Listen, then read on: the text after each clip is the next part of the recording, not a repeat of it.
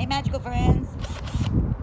Today we're going to be building a Giza greenhouse, and if you've never heard of it, that's probably because I made it up. So I had this download come into my brain a couple of weeks ago while I was working at Antique Roadshow. She got a lot of these purses she sells in this big bag for hibiscus linen. So I was like, don't throw those away, I'm going to make something out of them. And I'm going to make a greenhouse out of them. But it's not any greenhouse. It's like a little portable one. And I named it the Giza Greenhouse because I'm incorporating the electroculture into it. So it's going to be shaped like a pyramid, wrapped with copper coil, with a crystal on top. I'm going to put that on top of our little babies. And you're going to be able to lift it up and move it around. And then at the four corners of it, you'll be able to just ground it with the copper wire into the ground. So I haven't built it yet, so I'm going to bring you guys with me while I build it, and we're going to see how it all turns out. Okay, so here's all the tools that I need. I need my skill saw, I need my drill, I need my ruler, and then I found this piece of wood that I'm scrapping, just something that I saved, my favorite black marker, and my copper coil. And I have my crystal and my fanny pack. So I wanted to do it 33 inches, but I don't have enough wood for that. So I scaled it down to 22. Okay, so what I need is 8 pieces of wood at 22 inches. Like I said, I wanted to do 33 just because the number is magical, but I don't have enough wood for that, so I'm just scaling it down to 22. So I'm just gonna measure all the way down at 22 inches, and I should be able to get 4 pieces all the way down, and then I'll cut those in half, and that'll give me 8.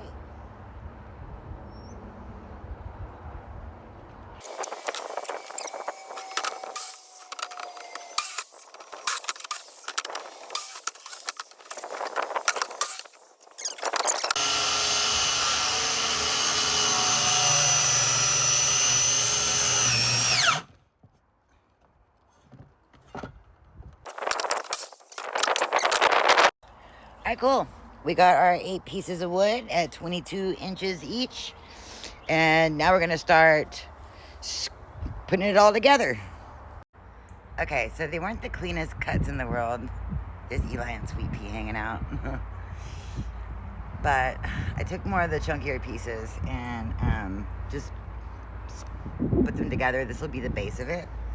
So I just got some regular Phillips screws, and I'm going to screw this together.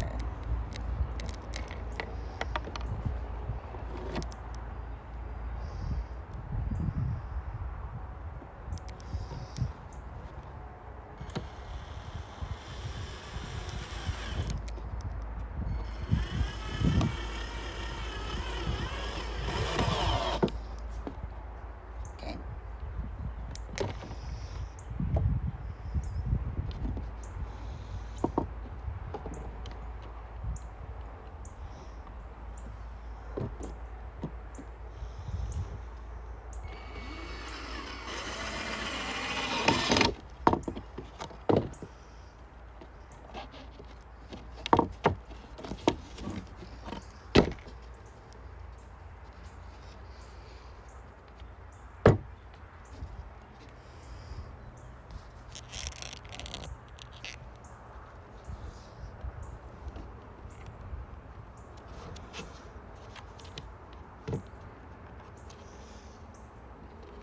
I like building stuff. When I was like 11, 12, my dad built his own house. My dad and my stepmom, Sheila. And I got to be a part of it. So I learned a lot. I learned a lot with them as they built their house. It took about 5 years for them to complete it. And they used to do like little house building parties where he'd invite his friends out for the weekend. and everybody would get together. Yeah, buddy. Everybody would get together and work on the house. So from the foundation, the pier and beam, all the way up, I got to be a part of all that and watch the progress of it. It was really cool. And I learned a lot of things and I helped a lot. And then at night, they'd all kind of sit around and pull out their guitars and play music and drink beer and have really cool conversations. Like a lot of out of the box thinking, you know? So I grew up with that and it was really shaped me to be who I am today. And it's pretty cool. Anyway, so here's the base of it. And the sides, it's going to be a little bit more complex because I have to get this in here and screw that down. And then right here, I got to get these guys to connect. So I'm going to have to shave off a little bit, like at a 45-degree angle, to get them to come together cleanly. Okay, so what I did here was I just, I cut it like that. And see how that sits on there really good now? I can just drive a screw right down in there. So what I'm gonna do is take my marker, and with this cut, I'm going to duplicate it on all of them. See? And we're just gonna do that. I'm just gonna do that to all 4 real quick. Okay, so now that I made that cut, it sits down good here, and it sits down good here. And then when I bring it up, I just lay it on top of it, like that. Now, the second part to this is I'm gonna have to make more 45-degree angle cuts. But I'm going to screw these in real quick, just like that. And then we'll make the other cuts. But I need to go inside and get a longer screw so I can get all the way through there. Okay, I'm back.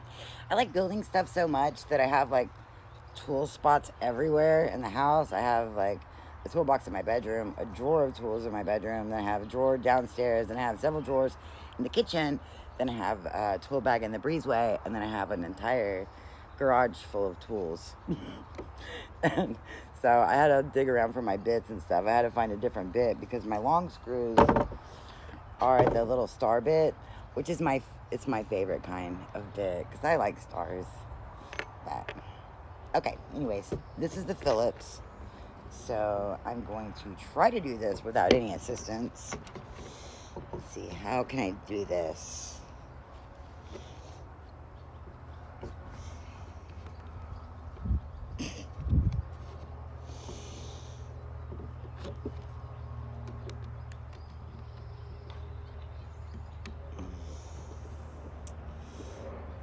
I'm just going to drive it straight down.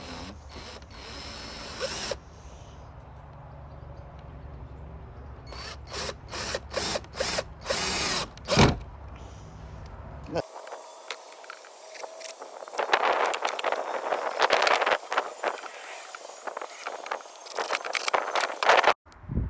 So far, it's coming along just fine. Just got to get those other 2 sides on there. Sweet. It's good. I like it. And then,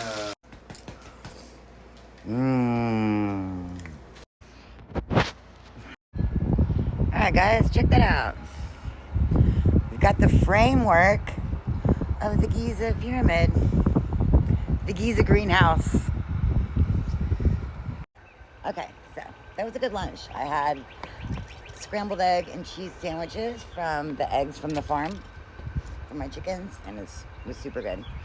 Okay, so I got like 70 inches of copper to wrap around 22 inches here. Then I have to keep in mind that I still have to wrap a crystal and then have a little bit extra to be able to dig into the ground to ground the entire structure.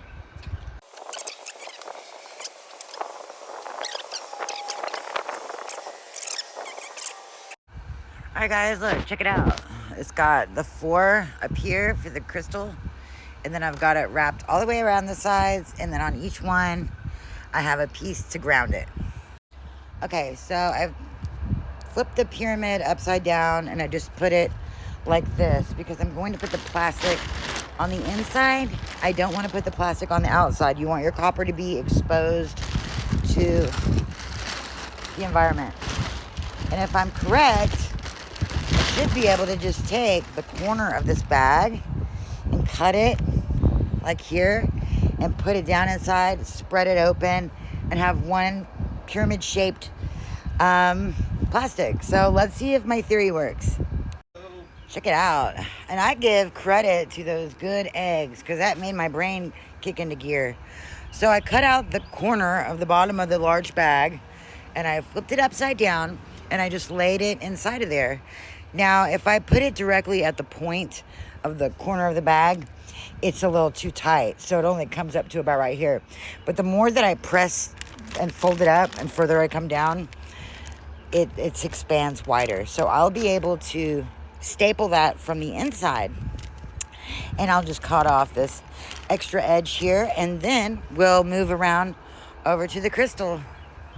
Ooh, I'm so excited. Would you just look at it? Oh, would you look at it? Look at that. Oh, I love it. Look. So I'm going to cut this off and I'm going to get that crystal.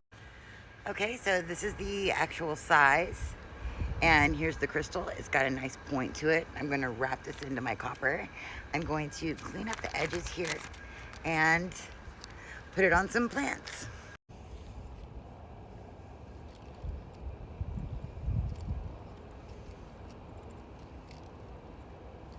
So in order for it to stand up straight, I'm going to need to come at it from all sides. 2, 3. This may take a couple tries.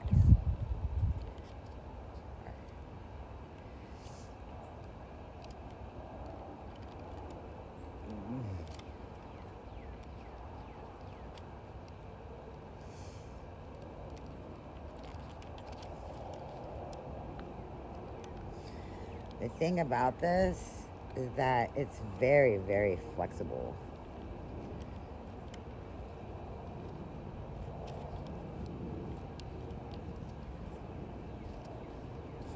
Cool. Alrighty. So the crystal is connected to all the copper pieces. And then we have, the main thing is that we put this down into the ground. And like I said, I wanted to originally drill out a hole through the structure, have a copper rod going through and into the ground, and then wrapping, coiling the copper around it that way. That's the way that I would ideally make it. But like I said, I'm just using scraps around here. So soon, whenever I have a vehicle to drive, which I've been trying to work on that for a while, I finally got my license. Now I can't drive to Home Depot and get what I want, but in time. In the meantime, I'm here just working with what I got, and it's a really good feeling. Well, thank you for watching, and I will update a picture of this in the garden soon.